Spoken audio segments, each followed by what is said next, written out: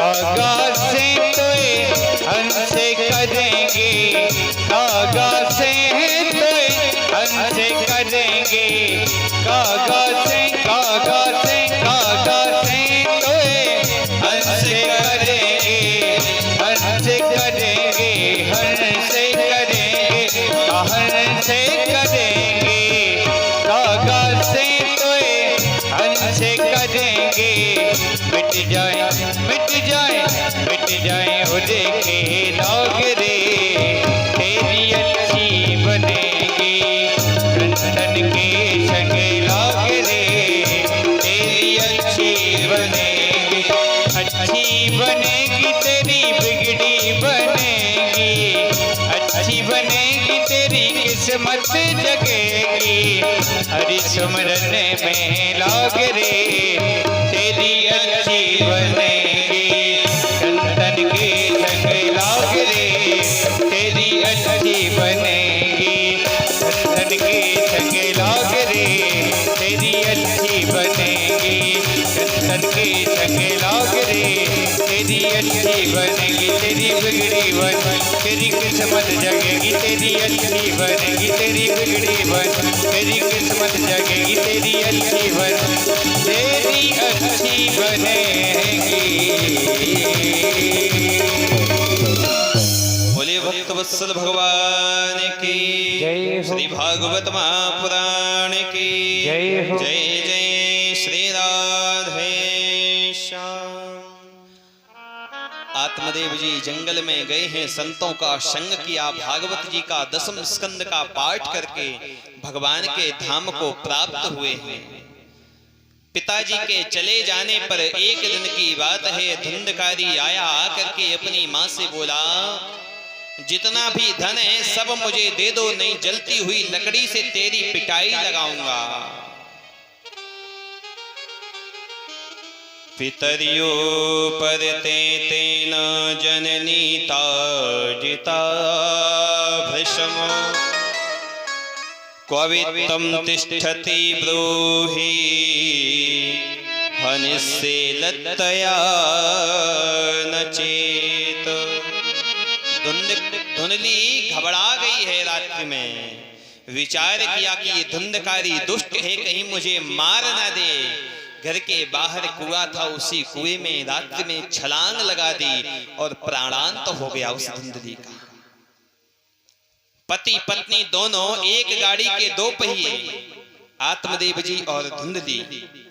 आत्मदेव जी के ऊपर जब कष्ट आए तो उन्होंने संत की शरणागति ली और संत की शरणागति के प्रभाव से उनका उद्धार हो गया, उन्हें भगवत प्राप्ति हो गई। लेकिन उस धुंधली ने, जिसने कभी सत्संग नहीं किया था, न संतों का संग किया था, जब उसके ऊपर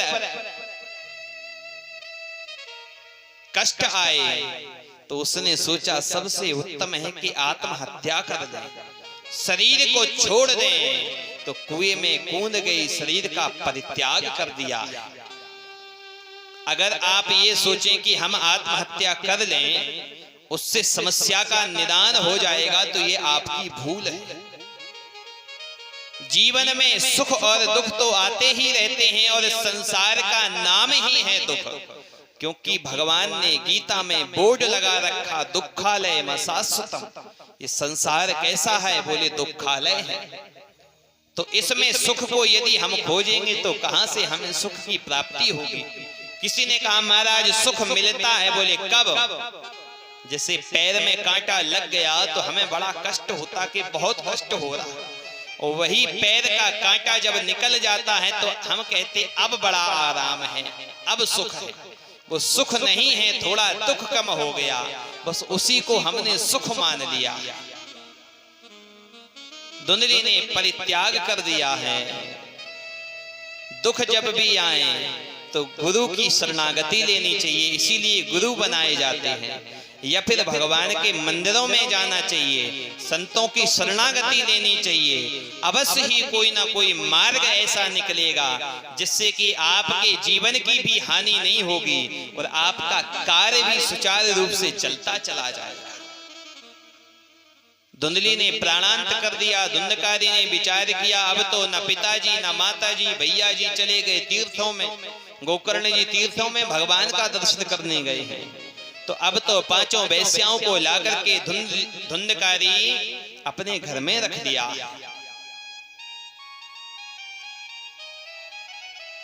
एक दिन की बात वैश्याएं कहने लगी, धन लाओ धन लाओ। तो उसने क्या किया, राजा के खजाने में डाका डाला, बहुत सारा धन लेकर के आया। वैश्याओं ने पूछा, इतना धन कहां से लाए हो?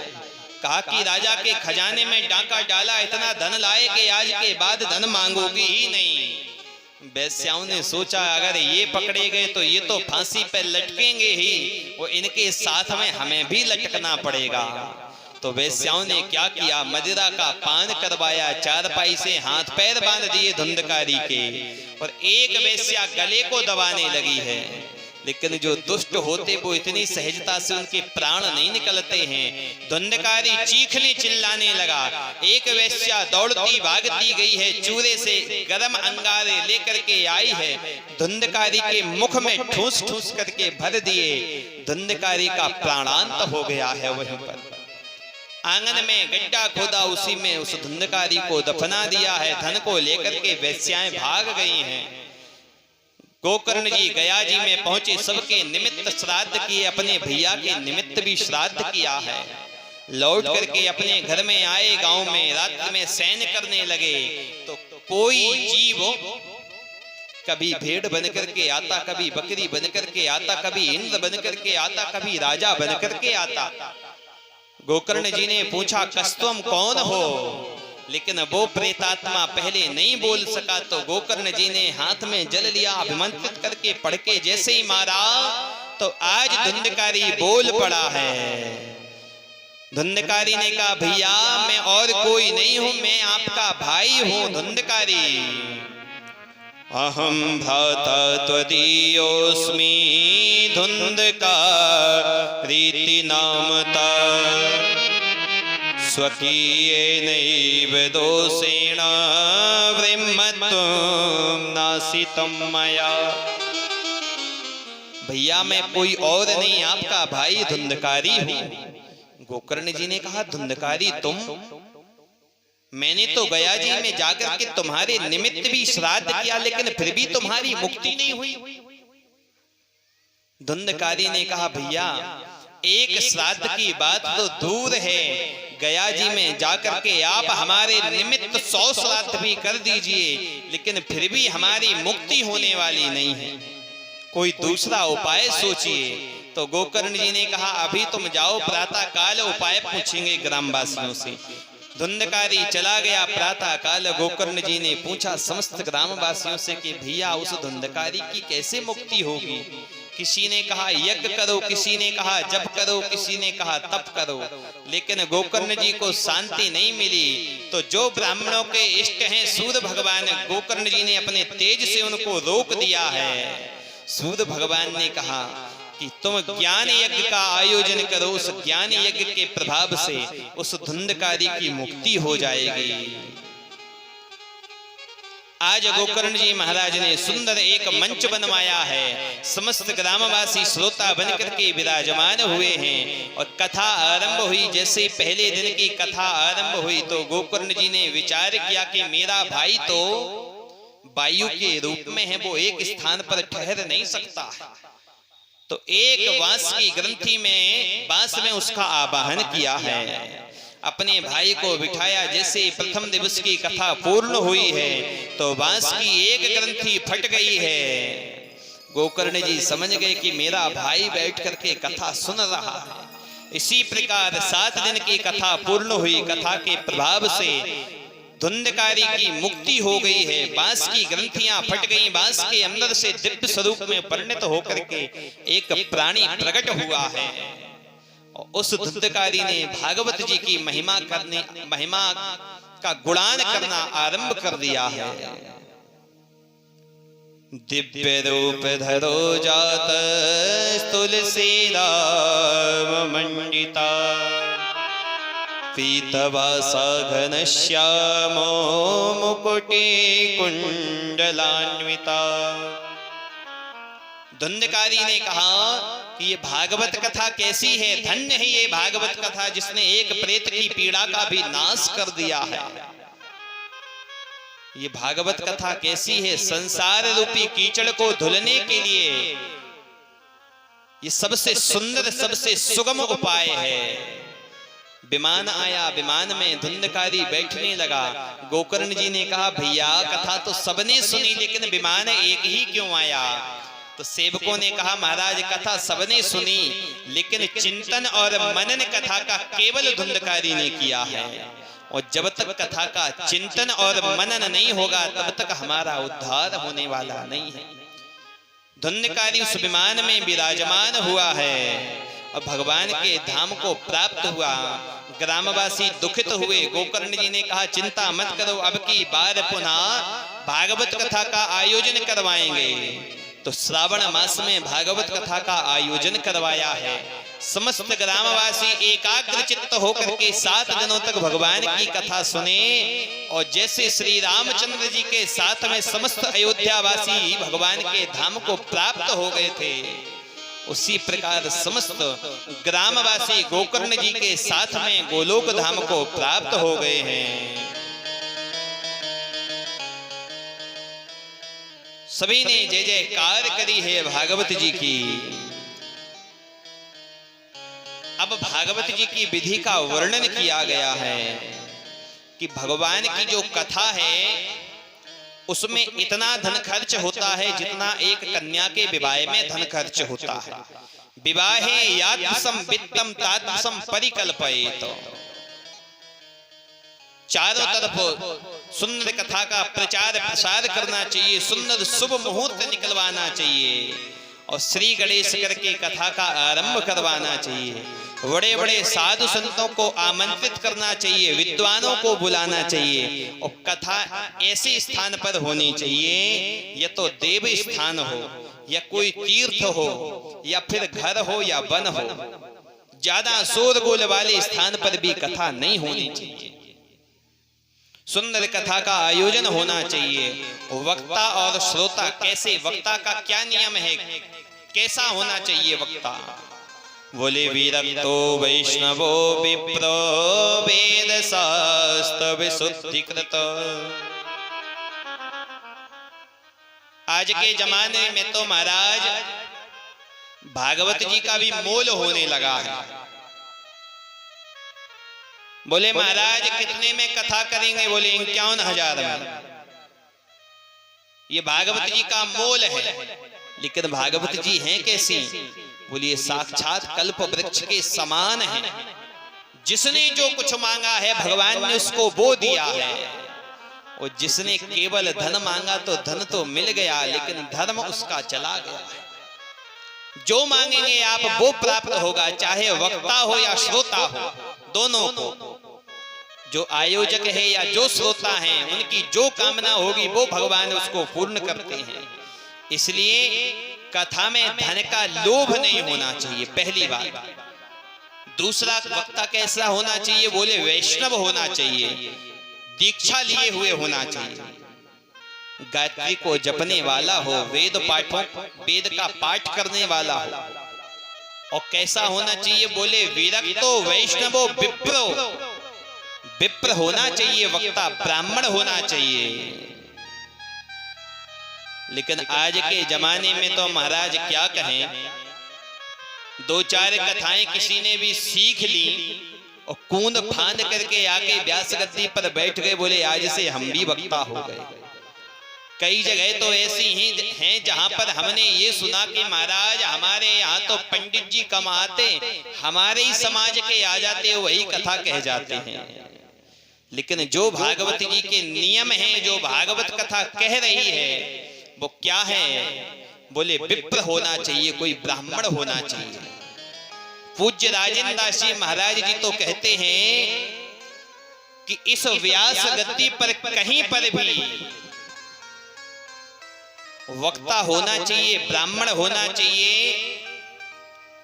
और पुरुष वर्ग होना चाहिए। स्त्री वर्ग को सदैव निषेध किया गया है। आप भगवान की कथाएं पढ़ सकती हैं, घर में बैठ करके कथाएं सुना सकती हैं, लेकिन इस व्यास गद्दी पर महिलाओं को बैठना बिल्कुल भी उचित नहीं है। पूज्य राजेंद्र दास जी महाराज तो व्याख्या करते हैं कि भागवत जी में क्या दिया गया। बोले विरक्तो वैष्णवो विप्रो वेद शास्त्र विशुद्धिकृत। वक्ता शब्द का प्रयोग किया गया है यहाँ पर महाराज। व्याकरण में वक्ता तो बनता है और स्त्रीलिंग में वक्त्री बनता है, लेकिन वक्त्री शब्द का कहीं प्रयोग नहीं किया गया है। प्रयोग है तो वक्ता शब्द का।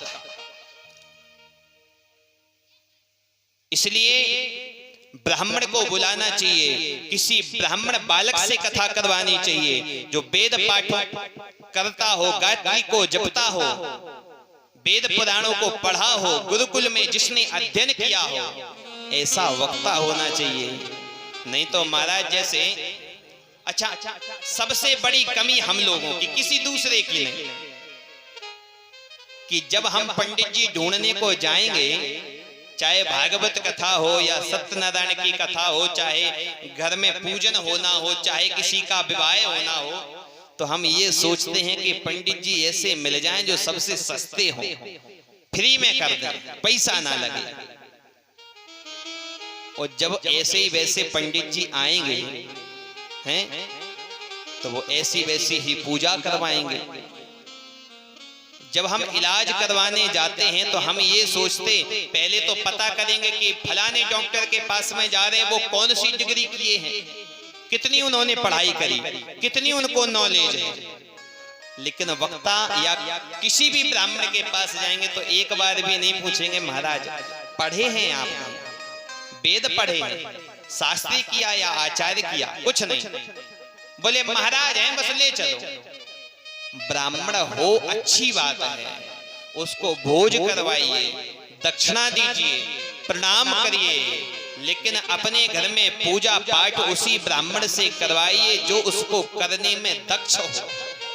क्योंकि जैसी पूजा पाठ आप करवाएंगे कहीं ना कहीं आप भी उसमें पाप के भागीदार हैं। गलती आपकी है कि आप जो ऐसे वैसे ही लेकर के आ गए हैं। नहीं तो अच्छा विवाह होता है जैसे, तो विवाह में बोले महाराज कौन मंत्र सुन रहा है। अच्छा जितना भी जो भी विवाह में, क्योंकि ये भी एक संस्कार है, विवाह संस्कार, वो जितने विधि विधान से होगा उसका उतना ही फल दिखाई देगा। इसलिए ब्राह्मण को बुलवाया जाता है कि वो विधि विधान से हमारा विवाह कार्य संपन्न करवाएं। नहीं तो महाराज जब ये सब नहीं करना है तो इससे अच्छा है कि 100-100 रुपए के स्टाम्प खरीदो और जाके कोर्ट में दे। विवाह क्यों हो रहा? क्योंकि ब्राह्मण देवता आएंगे, विधि विधान से करवाएंगे, इसी के लिए इतना खर्च हो रहा। उसके बाद में भी हम यदि ऐसे वैसे किसी ब्राह्मण से करवाते हैं तो कहीं ना कहीं इसके भागीदार हम भी हैं। तो ये नियम बतलाए गए हैं। क्षौर कर्म निषेध है, वक्ता और श्रोता को ब्रह्मचर्य का पालन करना चाहिए। गणेश आदि पूजन आरंभ करके भगवान की कथा करनी चाहिए। 7 दिन तक भगवान की कथा सुननी चाहिए। न किसी से क्रोध करना चाहिए, न लोभ करना चाहिए, न ज्यादा मोह करना चाहिए। दिव्य भगवान की कथा सुननी चाहिए। और अंतिम में पूर्णाहुति करने के बाद में, हवन होने के बाद में भंडारा होना चाहिए। साधु संतों को भोज करवाना चाहिए, दक्षिणा देनी चाहिए। इस प्रकार कथा का आयोजन करवाना चाहिए। जो भी भगवान की कथा सुनता है उसके समस्त मनोरथ पूर्ण होते हैं। और ये भागवत कथा कहीं प्राप्त नहीं होती है, न भगवान का सत्संग कहीं प्राप्त होता है। न स्वर्ग लोक में भगवान की कथा है, न सत्य लोक में भगवान की कथा है। ये भगवान की कथा इसी मृत्यु लोक में हम संसार वासियों को सहजता से प्राप्त होती है। स्वर्गे सत्ते च कैलासे वैकुंठे नास्त्यं रसा अतः पिबन्तु मदभाग्या मामा मुंचत करिहिचित। बोले ये कैसे प्राप्त हुई है? बोले हमारे जब बड़े भाग्य उदय हुए तब हमें भगवान की ये कथा प्राप्त हुई है।